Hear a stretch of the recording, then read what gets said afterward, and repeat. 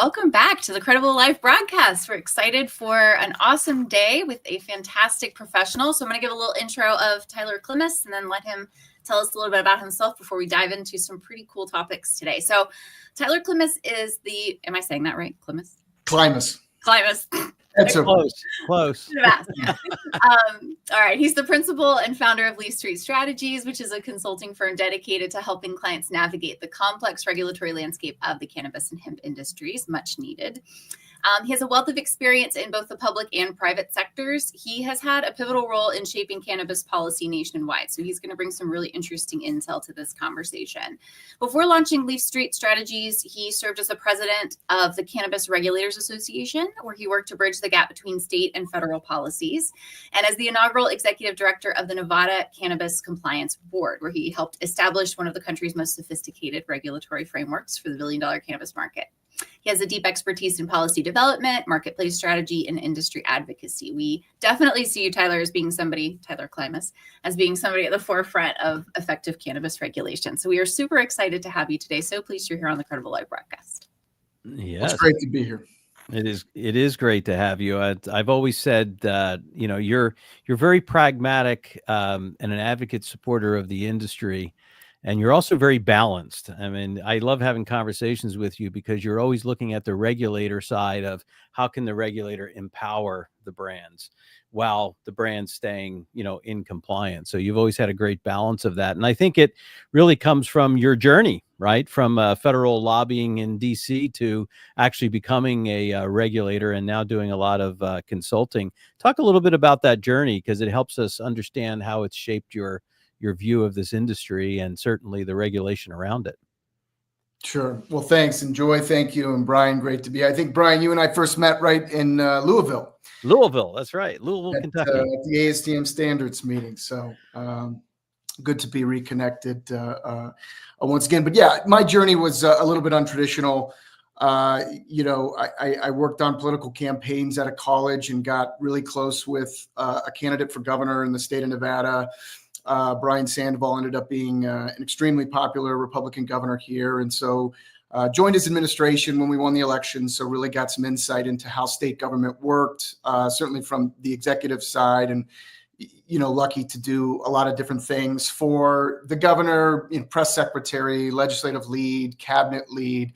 So got exposed to a lot of different things there. And then when he won a second term and because of his encouragement, I moved out to Washington, D.C., and I joined a lobbying firm, District Strategies. It was a small boutique shop, number of clients, but their biggest client was the state of Nevada and the governor's office. And so it was a great transition for me, to round out the skill set, understand Congress. I think most importantly, and what is still relatable today, is to understand the differences between how state government and federal government work, and mostly the speed in which they work, and really what the classification of a win is policy-wise at the state and the federal level, right? Very, very different, but got to work on a number of different issues for different clients, got to continue my work for Nevada. And then I ended up taking over the firm. And so I was the principal of District Strategies. And once the current governor was termed out, a new governor came on, Democrat Steve Sisolak, and I continued to lobby for his office in the state. And we got to know each other when he came out to DC a little bit. And at that time, Brian, that was in 2019, Nevada hit some pretty significant roadblocks in cannabis. Nevada had launched cannabis for adult use in 2017 following a ballot initiative. And within 12, 18 months, they had a ton of litigation around their licensing round, which is not dissimilar to what we've seen in other states. A lot of allegations around regulators and licensees. Just a huge a black eye, really, for the state, for the industry, for regulators, and for that governor who just came into office and was getting calls every single day about cannabis. And so they decided to stand up a regulatory body that would be specific to cannabis. And I think, if we get into best practices through this conversation, I think you start to see that in other states. Cannabis was regulated by a small division within a greater department, and it just wasn't able to match the speed in which cannabis evolves and grows within these states. So a change was needed, a new regulatory body was needed. And so they created that through legislation. And Governor Sisolak asked mid-year 19 if I'd like to come back to the state of Nevada and stand up a regulatory body and then take over oversight of Nevada's medical and somewhat new adult use market. So, great opportunity. Obviously, you're a lobbyist. You're an inch deep, mile wide. So this was a chance to get super deep on a topic. And cannabis was, a nascent industry, very, very exciting, still is. And so took that opportunity, came, and then, he handed me, to his credit, the keys to the car and took his hands off and said, "Don't crash it." Gave me all the room and flexibility to do that. And we launched the agency in about 9 months with a global pandemic sprinkled in the middle of that, which was another great challenge. And then I was able to then regulate cannabis for the next 4.5 years. And so, strange pathway there. Didn't totally know what I was getting into, but just unbelievably rewarding. And when you talk about public sector work, the ability to build something from the ground up, I mean, from, mission statement to culture and hiring the staff, I inherited 20 individuals when I started.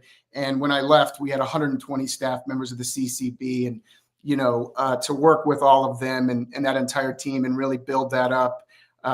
It was a special time. So very happy with what we were able to accomplish there. Yeah, and I think you've done an amazing job there, because really I think Nevada was one of those states that's really been praised for setting high standards in product safety and regulation, and really contributing, I think, to a positive reputation for a pretty well regulated cannabis industry within the state. And I think the economic impact, it's proven to be very successful as well. And I know there's been some recent new bills that the current governor, I guess in 2023, Joe Lombardo, was signing some new bills, 195 and 277, and we've considered to see sort of these changes happen there. But that's really become sort of one of the states that's been successful. Obviously, has its challenges like every other state. But how do you see the success there with sort of the influence you've been able to have in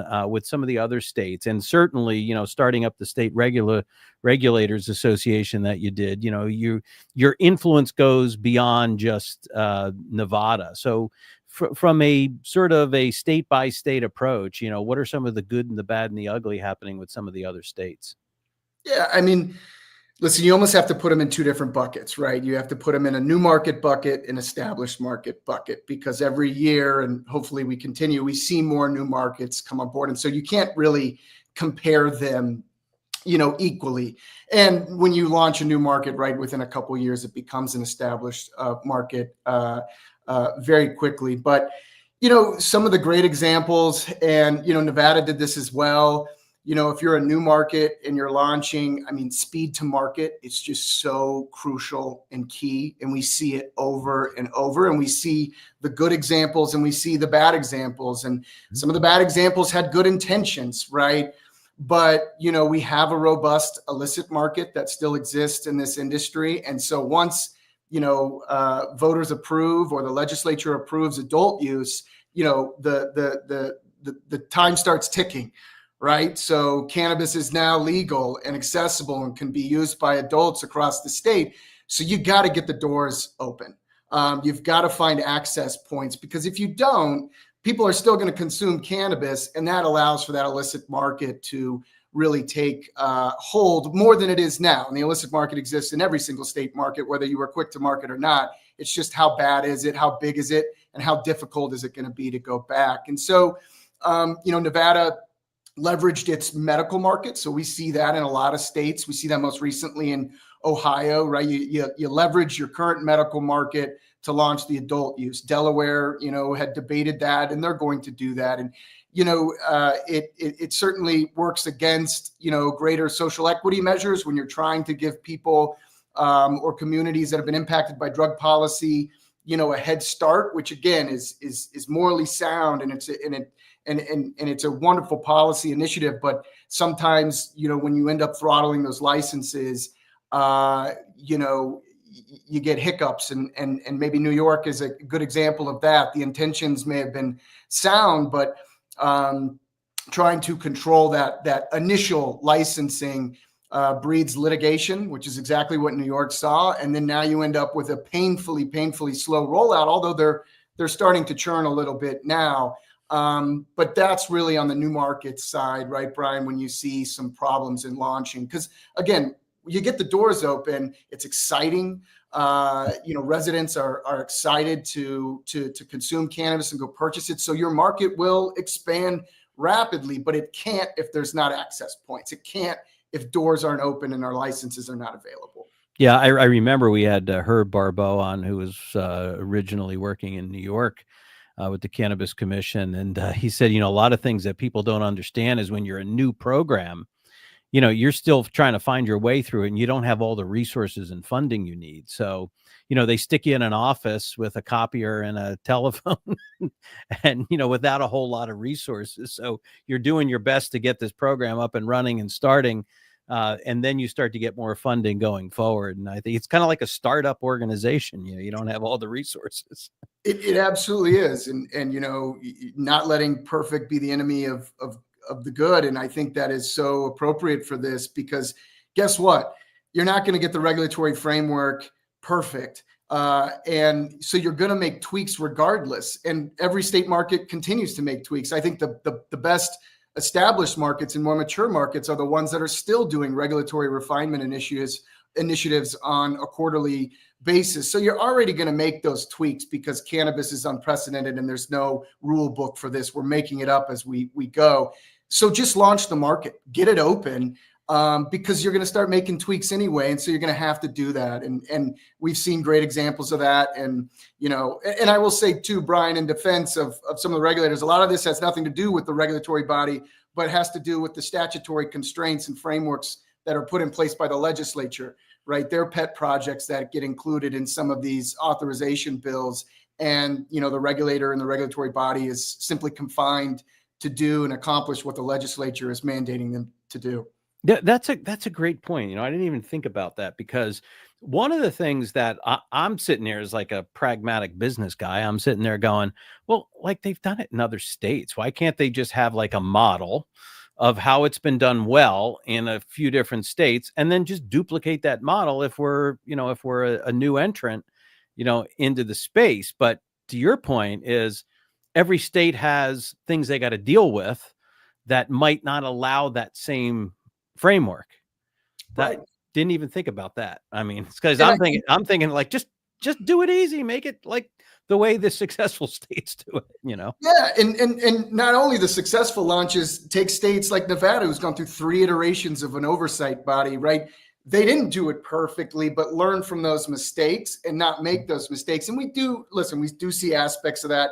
CANRA, the Cannabis Regulators Association, has done an incredible job of creating a wealth of best practices for new states to leverage. And I think that has helped. But again, yes, all state lawmakers have their pet projects and their ideas of what's right and what's wrong. And sometimes you have no control over that. And frankly, Brian, I think we can relate that to the federal government. There's no reason that we should not have had, banking legislation passed in Congress, something that's passed the House so many years. But that's because, again, there's lawmakers that want everything, and that's not realistic. And it certainly works to the detriment of this industry at this particular time. Yeah, I know some states are reluctant as well. And I know you're familiar with what's going on over in Delaware. And I know for a fact, because I know a lot of people in Delaware that know the governor is really not a fan of cannabis, but he is a fan of making sure that the people of his state get what they're looking for. And I think that was a really good example of a governor who's not necessarily a fan, but said, hey, but my constituents want it. Right. So we've got to have a program, and we've got to make this work. And I think the Ohio was probably in the same boat. They went a little bit kicking and screaming as well. But, I think it's a great point that we have to understand that you can't just lay it all on the regulators, because they have to color within the lines of Right. of what they can and cannot do. And the funding's not always there day one to provide everything they need to get done and operate like a well-oiled machine. But it's getting better. That's what I hear. It's getting better, right? I think so. And listen, I think there is a responsibility on the regulator to get as educated as possible, make sure their team and their auditors or inspectors are experts in the field. So there is a responsibility factor there. They have to look at best practices and be pragmatic. And there is a large group of really great regulators. And, from my perspective, I gauge success. Every market is going through challenges right now. So I really look at top leadership, smart leadership that makes smart decisions when I'm assessing a market and assessing whether that is a solid entrance point for an expansion or not. I do think that matters, but there is a responsibility there. But yeah, they have to work within, the legal framework that they're given.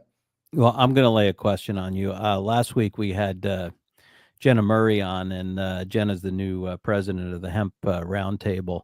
And, and I asked her flat out, I said, tell me about this. I mean, just let's be open about it. Tell me about this little debate between hemp and cannabis and the relationship. Is it a good one? Should it be a good one? Is there going to be contention between the two? Because you see this infighting and, because the marijuana side gets upset with the loopholes in the THC side, and like, wait a minute, they're operating a dispensary essentially with no dispensary license, right? Because of some of these THC loopholes. So why the hemp cannabis relationship is it seems to be number one in the industry. What's your thoughts about that, between the debate back and forth between the hemp and the cannabis side, and how can they peacefully coexist? Yeah, I mean, I think your last question is the biggest question of them all. But listen, I think, and these comments aren't directed at hemp, right? They are leveraging something that is, inadvertently allowed for, and I'm not passing judgment, okay? And I just said, but I think the whole debate is distracting. I think it's cannibalistic in a way. I think it's confusing, especially for lawmakers. And so, it is just causing a considerable amount of chaos at really an inflection point in the advocacy world for cannabis and cannabinoids in general, right? Because I think eventually that's where we end up. And it's distracting for that, unfortunately, at a time that we need to be as aligned as possible. So it's unfortunate.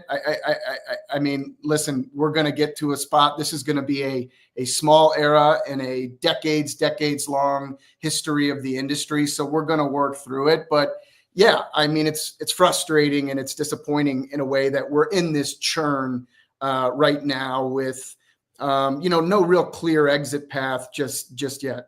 Now, would you advocate for a single regulator for both sides within a state? Because that doesn't really exist in many states. There are two different regulators. You got the hemp folks and you got the, the cannabis, the marijuana side. What are your thoughts about that?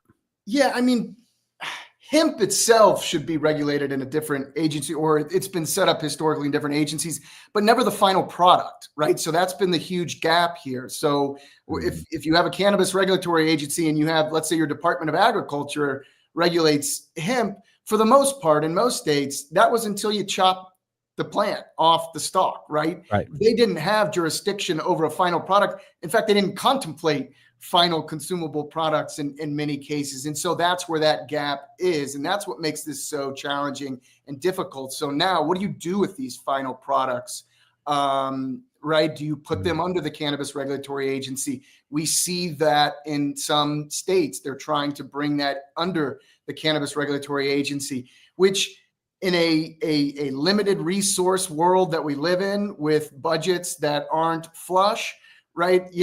That makes somewhat of sense if you're a lawmaker or you're the regulatory body over cannabis that has to protect public health and safety. But from an outsider's perspective, knowing that our cannabis regulatory, structures, mostly because of federal restrictions, are not working very well for the cannabis industry, right? It's hard to make a concerted effort and put something under that type of system.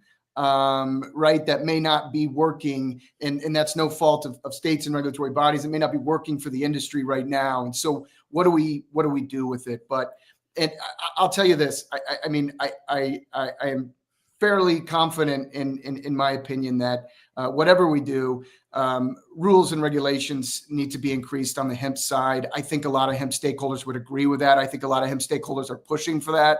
On the flip side, the regulatory burdens need to be reduced significantly for legal cannabis. So both those things need to happen. And in a perfect world, this is our opportunity to accomplish that and do that. But in practical in nature, it's just much more difficult. These states were not set up to regulate this kind of entire cannabinoid industry. Yeah, and it seems like we're moving towards a potential happy medium here as I'm talking to both sides. And but one of the things that will help, right, is the federal government getting their stuff together around, this whole thing. And there's so much federal uncertainty right now. And if you had $1 for every time somebody asked you to predict the future, I'm sure you'd retire. But I get the same thing. And I mean, who knows, right? We do know that there's just a lot of uncertainty and what people are calling the Trump factor, right? So, I mean, what do we actually know about potential federal cannabis reform? Yeah, I mean, it's as you can agree, it's really unclear, right? Positives, obviously, were both candidates during the presidential election speaking on cannabis, right? And Trump is on the record on a number of different things, including the Florida Initiative and states' rights, and all those are positives. Obviously, we have concerns about some of the appointments and past positions of appointees, but we also know that President Trump is a strong chief executive, and so certainly trying to get into his head will be important. We know that large trade associations on both sides, cannabis, hemp, and I think at this point we can consider this a cannabinoid effort because we need concessions on both sides. We know they're banging down the door at Mar-a-Lago, and I think that's the right way to do it. But trying to get into his head and the president's head and understand, we're just not going to get that clarity until something concrete happens. Now, we do have rescheduling still out there, right? It's on that 90-day delay that's going to come up at some point. I think that's going to be a great indicator. Well, it's going to be an indicator. I hope it's a great indicator, but it will be an indicator. So something needs to happen there. And so maybe some more clarity on that will help. And then, yes, we've had the cabinet level appointees, but there's also a lot of second level, third level appointees that will be in charge of issues like this that haven't been put in place yet. So, assuming they are the conduits between the Trump administration and the federal agencies on how to deal with cannabis, hopefully we start to get more insights and more insider information about where their head's at. But they are having the conversations.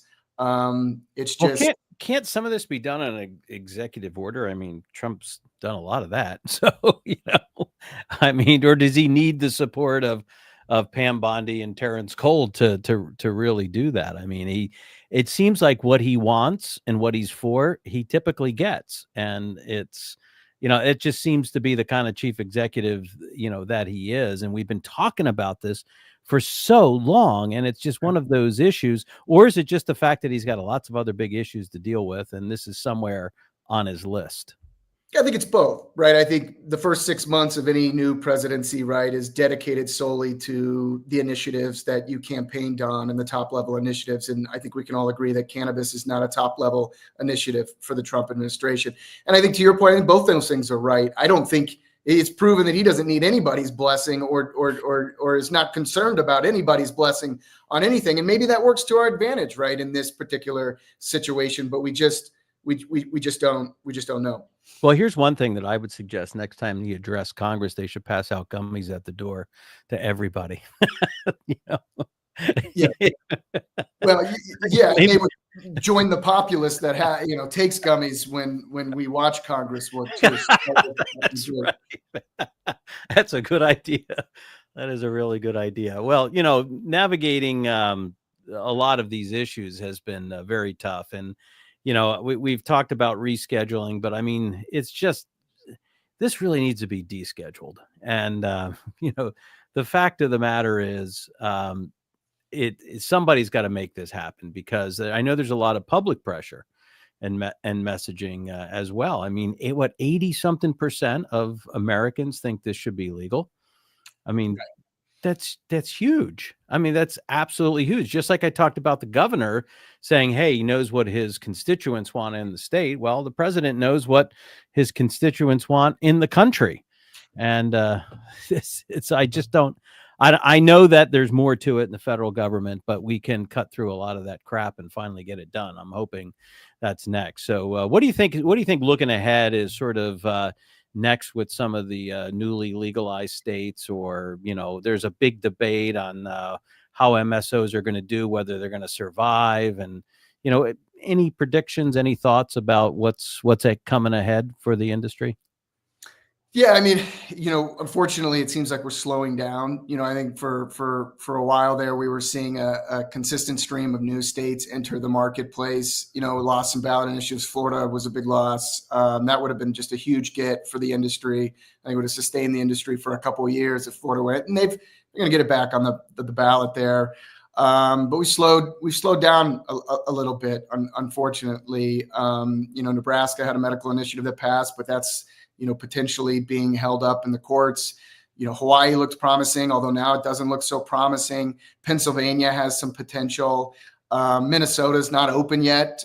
So, I mean, there's some trickling there, but eventually we're going to run out of those big states. And so, yeah, I mean, you're going to see the industry pivot. And by the way, I mean, one benefit or positive, for hemp is giving us a look into a whole new consumer base, right? That has not historically accessed traditional cannabis retail dispensaries, right? And the beverages, which I think we could have a whole episode on beverages, Brian, so I won't go too into it. But that is one thing that has shown us in the success of hemp-derived THC beverages being sold in big box stores like Total Wine. People are consuming those and they want those. And those are not normally the consumers that go into dispensaries, or they're the consumer base that is hesitant to go into the dispensary model. And that dispensary model, by the way, was our own design through policy, right? We kind of designed it to be not as a welcoming atmosphere as a normal CPG retail store, but again, another conversation.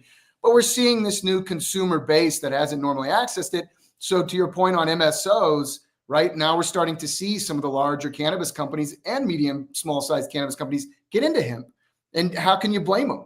Right? I mean, they've got to keep the lights on. It's in total survival mode now. So you're seeing them launch their hemp beverages. You're seeing some of the MSOs acquire other creative companies, TGI acquiring Agrify, Tilray acquiring craft beer brands. So, are they going to be around? Are they going to survive? I think so. I mean, they're going to get creative. They have to get creative. You see them leaving some markets that they've historically been in, doubling down on other markets. So they're pivoting.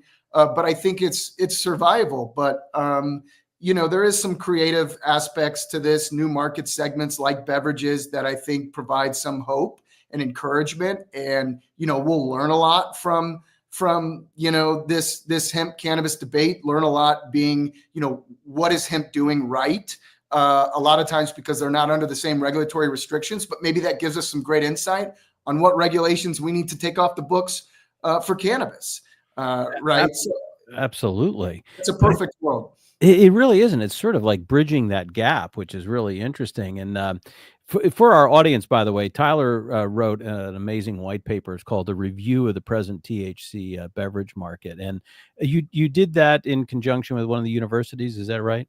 So in the University of Nevada, Las Vegas, which has long had a International Gaming Policy Institute, one of the best in the country, they created a Cannabis Policy Institute, and they just started last year. And so, yeah, I drafted that white paper for the Policy Institute for their original tranche of policy papers as they get started. That's perfect. And how can people find that and find you and the work that you're doing for the industry? You can find me on LinkedIn. Leaf Street Strategies is my company. My email is tyler@leafstreetstrategies.com. You can go to the website as well. But I try to stay active on LinkedIn. So that's a great spot. I've reposted that paper And, I just encourage anybody, if they want to reach out, please do so directly, and I'll get right back to you. Love to have conversations about anything and everything in this world. You should put that white paper on your website, because I didn't see it there. I found it somewhere else. I think it through LinkedIn, but I don't know. But it was, and the only reason I say that is because, first of all, you've done great work there, and you're doing great work for the industry. Folks, make sure you check out Tyler's website, check out his, connect with him on LinkedIn, and certainly try to get a copy of that white paper. We'd love to have you back in the future as things start to evolve, because I really know that you've got your finger on the pulse of what's happening out there. So it's been great having you on the show. We'd love to have you back. And Joy, who's joining us next week on Qredible Live? Yeah, great episode today, guys. Lots of good insights. I'm excited to have follow-ups. We did have one question, if you guys don't mind going a little over. I just wanted to bring it up. So Joe Casey, on LinkedIn, he said, most regulatory bodies are focused on product safety and not product quality attributes. Not testing for product quality attributes has resulted in the focus on THC and the resulting inflation issues across the country. Nevada is one of the only states that require testing for terpenes. Can you discuss how you're able to accomplish this from a regulatory standpoint? That's a great question. It is a great question. And I was hoping we'd touch on, and we will soon, on THC. And I think there's a whole nother market segment on higher quality, lower potency products. I think that's part of the future. But honestly, I would love to take full credit for that. We had a robust medical market in the state of Nevada with an incredible amount of expertise around that. And, a lot of my core group, when I took over and stood up the CCB, I got to inherit some folks from our health agencies. And, something that we did that some other states have followed is that we required all of our auditors and inspectors to be registered environmental health specialists. It's an REHS. It's just not an easy classification to do. I say that only because we expected our folks to be experts in the field, but that was the expertise that they brought to our regulations and into our workshops, into our regulatory conversations. And we welcomed input from the industry, but we made sure that we had the right people on our side, industry had the right people on their side. And I think, again, on the terpene testing and the ingredient testing, again, that predated me, but that was really the basis that we continued, and something that I certainly tried to highlight as well. And other states, I think, took note and have started to do things like that. But it's a great point, and I think that question just speaks to where we need to evolve this particular industry, and we'll get there. Absolutely, because everybody talks about strain, everybody talks about THC content, and there's so much more to the plant, and terpenes is one of them. Right. So understanding what those terpenes are and providing better consumer education. And I know Nevada requires it's actually on the label.